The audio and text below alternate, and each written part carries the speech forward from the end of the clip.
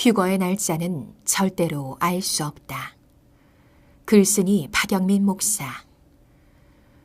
그리스도인은 다시 오실 주님을 기다리며 종말론적인 삶을 살아야 건강한 그리스도인이라고 말할 수 있습니다. 그러나 특정 날짜를 알 수 있다는 것은 성경의 가르침과 거리가 멀다고 할 수 있습니다.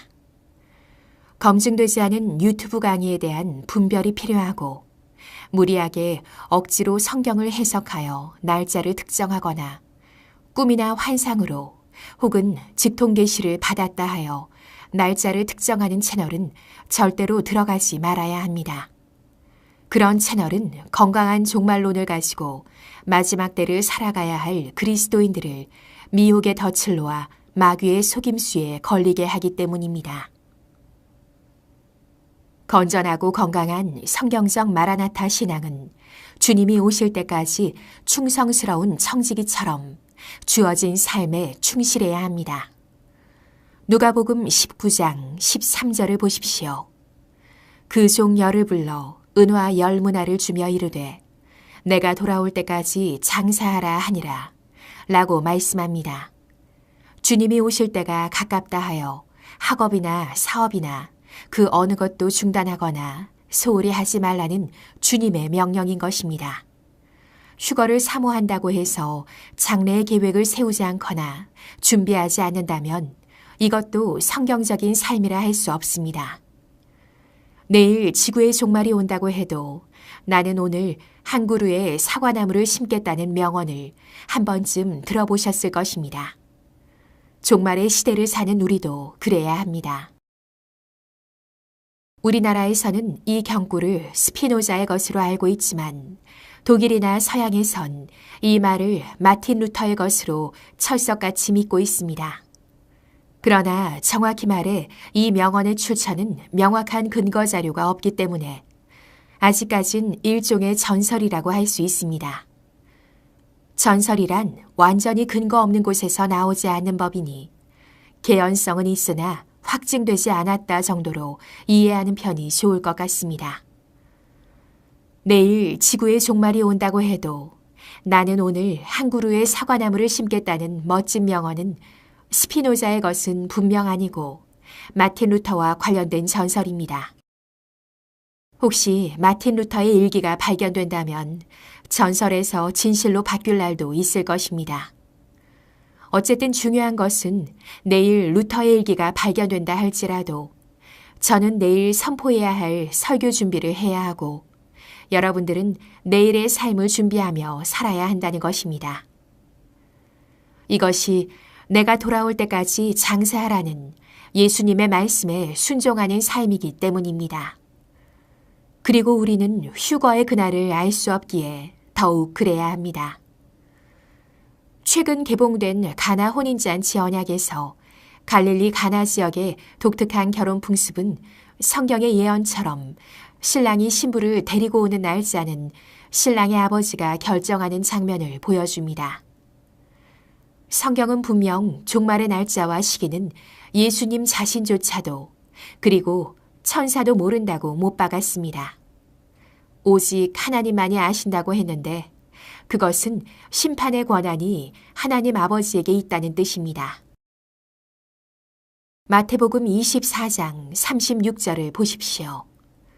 그러나 그 날과 시각에 대해서는 아무도 모르나니 하늘의 천사들도 모르고 오직 아버지께서만 아시느니라.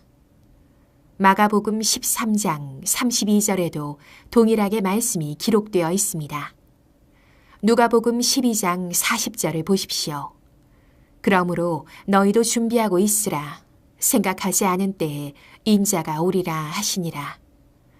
예수님은 아무도 예상치 못한 시간에 생각하지 않은 때에 도적같이 오신다고 성경은 반복해서 말씀합니다. 요한계시록 3장 3절을 보십시오. 그러므로 내가 어떻게 받았으며 어떻게 들었는지 생각하고 지켜 회개하라. 만일 일 깨지 아니하면 내가 도둑같이 이르리니 어느 때에 내게 이를지는 내가 알지 못하리라 라고 말씀합니다. 이외에도 계속해서 도적같이 누가복음 12장 39절 도적같이, 데살로니가전서 5장 2절 도적같이, 베드로후서 3장 10절 도적같이, 요한계시록 16장 15절에서 도적같이 오신다고 반복해서 말씀하십니다. 예수님은 왜 도적같이 오셔야 할까요? 사람의 심리는 예수님께서 어느 날에 오실 것이라고 정확히 알게 된다면 미리 준비를 하는 것이 아니라 오히려 방탕하고 범죄하며 살다가 그날이 오기 바로 전에 회개하면 되지 않겠어? 라는 고약한 생각을 갖게 되는 것입니다. 하나님은 길흉을 점치는 행위를 용납하지 않으십니다.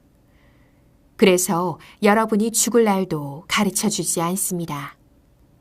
그런데 이것을 알려고 하는 것은 비성경적인 행위입니다. 신명기 18장 14절을 보십시오. 내가 쫓아낼 이 민족들은 길흉을 말하는 자나 점쟁이의 말을 듣거니와 내게는 내 하나님 여호와께서 이런 일을 용납하지 아니하시느니라 라고 말씀합니다.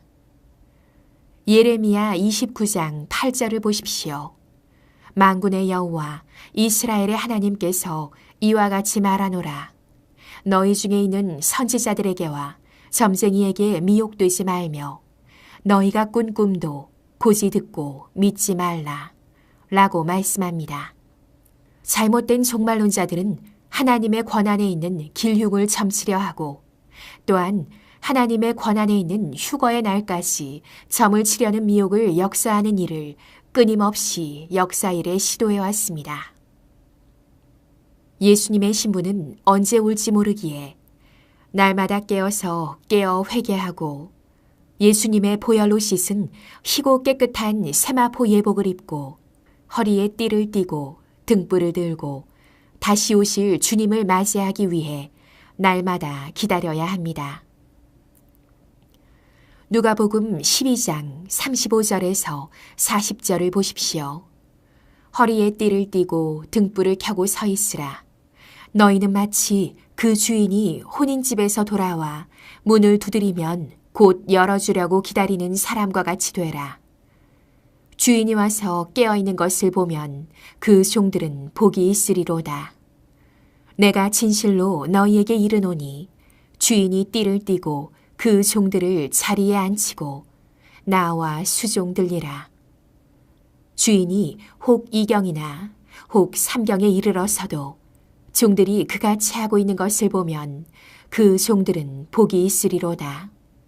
너희도 아는 바니 집주인이 만일 도둑이 어느 때에 이를 줄 알았더라면 그 집을 뚫지 못하게 하였으리라. 그러므로 너희도 준비하고 있으라. 생각하지 않은 때에 인자가 오리라 하시니라 라고 말씀합니다. 신부들은 그 날짜와 시간을 모르지만 그렇다고 때와 시기를 분별도 못한 채 결혼 준비를 하는 신부들은 없을 것입니다. 휴거와 혼인잔치 날짜는 감추어져 있고 신랑의 아버지만 아십니다. 신랑과 신부는 정혼을 하면 그때부터 결혼 준비를 해야 합니다. 신랑 되신 예수님은 우리가 거할 처소를 예비하시고 신부된 우리는 예복을 준비하고 신랑을 맞으러 나갈 등과 기름을 준비해야 합니다. 정혼기간은 우리에게 징조들과 같습니다. 신부들은 징조들을 보고 결혼 준비를 해야 하는 때를 알고 준비에 들어가게 되는 것입니다. 가수 나훈아의 테스형이라는 노래가 대한민국을 뜨겁게 달구고 있습니다. 그저 와준 오늘이 고맙기는 하여도 죽어도 오고 마는 또 내일이 두렵다. 아, 테스형, 세상이 왜 이래? 왜 이렇게 힘들어? 주님의 재림을 모르는 세상 사람들도 시대의 징조를 보며 막연한 두려움을 느끼며 세상이 왜 이래라고 토로하는 시대가 되었습니다. 등불을 들고 신랑을 기다리다가 혼인잔치에 들어간 슬기로운 처녀들처럼 날짜를 알려고 하지 말고 자기 자신이 준비되었는지를 살피며 다시 오실 주님을 기다리는 자들이 되기를 축원합니다. 오 예수여, 어서 오시옵소서.